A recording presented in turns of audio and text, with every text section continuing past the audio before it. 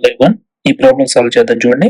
If x/y plus y/x equal to -1 అలాగే xy not equal to 0 అయితే 25 into x³ minus y³ value ఎంత అని చెప్పి అడుగుతున్నారు. ఇప్పుడు ఇచ్చిన ఈక్వేషన్ ని అబ్జర్వ్ చేస్తే x/y plus y/x equal to -1 LCM తీసుకుంటే డినామినేటర్ లో xy వస్తుంది, న్యూమరేటర్ లో x² plus y² equal to -1.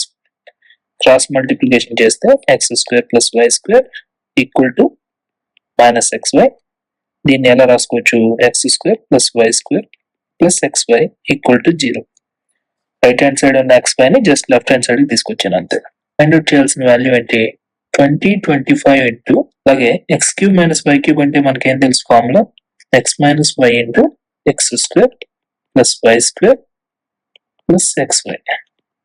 Already x² plus y² plus xy అంటే 0 అని తెలుసు.